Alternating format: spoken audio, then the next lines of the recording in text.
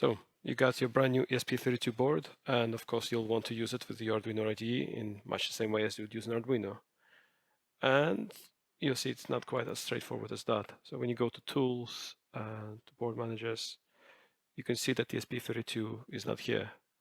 So the obvious first thing you'll try is to search for ESP32 and try to add it as a board. You can see it finds nothing as well. So the way to fix this is to go to File, Preferences, and add an additional URL for your board manager. So this full text will be in the video description as well as in the article link to this video. So once you add this here, click OK. Go to Tools, Boards, Board Managers, and once again search for ESP32. And now you find this additional boards from Espresso. And just wait for it to install.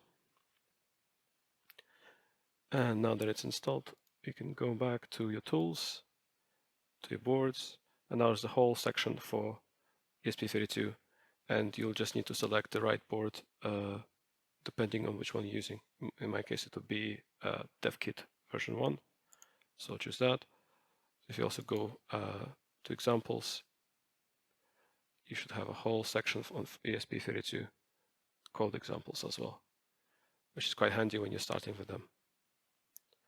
So now you can get started.